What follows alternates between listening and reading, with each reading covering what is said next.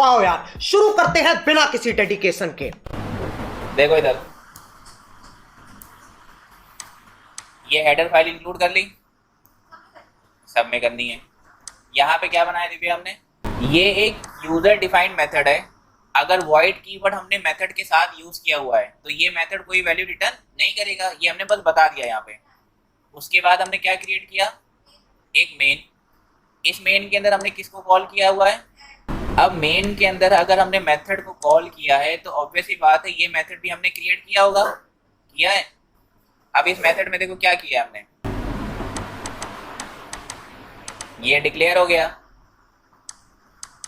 ये क्या हो गया, दोनों एक साथ करने को तो क्या लिख देंगे, पहले वैल्यू डिक्लेयर करी फिर इनिशियलाइज करी। ये पहली क्लास में पढ़ा था हम लोगों ने। हाँ, डिक्लेरेशन फिर इनिशियलाइजेशन, ठीक। लाइन नंबर 11 में क्या किया प्रभजोत, एक मैसेज दे दिया। यहाँ पे क्या किया है, हाँ, इनपुट कराने के लिए स्कैन स्टेटमेंट लिख दी। तो दो वेरिएबल कराने थे, दो अलग अलग स्टेटमेंट लिख दी, एक साथ भी लिखी जा सकती है। फिर क्या करा हमने, हाँ, a प्लस बी, इसका रिजल्ट किस में आ जाएगा, सी में। मतलब ये पूरा कोड हम लोग मेन मेथड में भी लिख के एग्जीक्यूट करा सकते थे, बट हमने इसको किसके थ्रू कराया, अब एक यूजर डिफाइंड मेथड क्रिएट करके। अब ये मेथड कैसा था, ना तो मेथड कोई वैल्यू रिटर्न कर रहा है और ना हमने कोई पैरामीटर पास करें। इतनी बात क्लियर। अब क्या करें हम लोग, बोलो। अब हम लोग पहले पैरामीटर पास करते हैं, ठीक।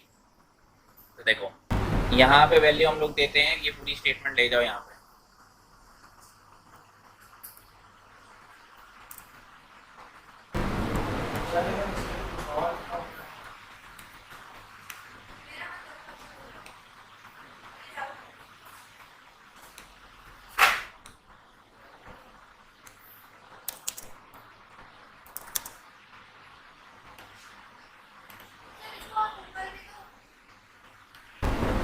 यहाँ पे सिर्फ ए और बी पास कर देते हैं।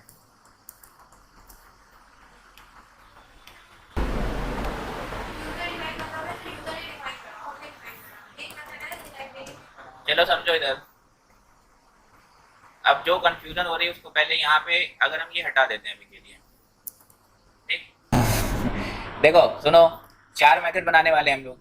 पहले में क्या है, रिटर्न टाइप नहीं करना है और पैरामीटर भी पास नहीं करने हैं, जो अभी हम लोग ने कर लिया, ठीक। अब क्या कर रहे हैं, मेथड रिटर्न नहीं कर रहा है बट पैरामीटर पास करने हैं, ठीक।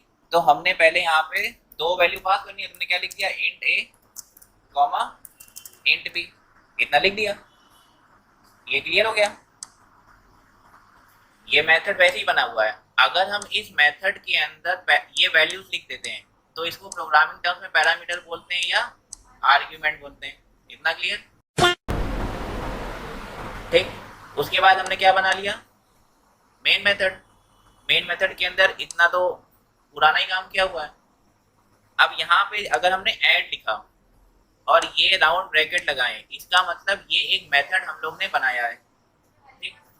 इसमें वैल्यू हमने पास कर दी ए और बी, तो ये हो गया सेकंड कैटेगरी कि हम मेथड रिटर्न टाइप नहीं है बट पैरामीटर पास कर रहे हैं। मेथड में अगर वॉइड लिखा हुआ है इसका मतलब वो कोई सी भी वैल्यू रिटर्न नहीं करेगा। अब हमने यहाँ पे यूजर डिफाइंड मेथड बना लिया, इसके अंदर दो वैल्यू पास कर दी। अब ये वैल्यू उठ के कहाँ पे आएंगी, यहाँ पर आएंगी। इतनी बात क्लियर। ए में जो भी यूजर इनपुट करेगा, बी में जो भी वैल्यू यूजर इनपुट करेगा, वो उठ के यहाँ पर आ जाएंगी। रिजल्ट किस में आ जाएगा, सी में, और उसी को क्या करा लिया हमने, प्रिंट करा लिया। अब मैक्सिमम केसेस में पता है क्या करते हैं, पहले हम लोग यूजर डिफाइंड मेथड बनाएंगे, इसको एग्जीक्यूट करते हैं। अब बता रहे हैं क्या किया, दिख रहा है ब्लैक स्क्रीन पे। एंटर वैल्यू ऑफ ए हमने कर दिया 10, एंटर वैल्यू ऑफ बी हमने कर दिया 20, तो सम ऑफ 2 नंबर कितना दिखा रहा है, 30। अब इसमें जो हमने क्या करा, हम लोग पहले यूजर डिफाइंड मेथड बनाएंगे, उसके बाद फिर मेन मेथड बनाएंगे। जैसे दो वैल्यू हमने पास कर दी इसमें, इसका जो भी ऑपरेशन हमें करना था हमने इसमें कर दिया, उसके बाद फिर मेन मेथड बनाया, जैसे जावा में करते थे, पहले यूजर डिफाइंड मेथड फिर मेन मेथड बनाते थे। तो सिमिलरली सी में वैसे ही करेंगे। अब डिक्लेयर किया, मैसेज इनपुट हो गया, 2 वैल्यूज मिल गई। अब ये वैल्यू उठ के यहाँ पे जाएंगी ए और बी के पास, और फिर ये डिस्प्ले करा देगा। ये क्यों करा? क्योंकि ये करेक्ट वे है मेथड डिजाइन करने का।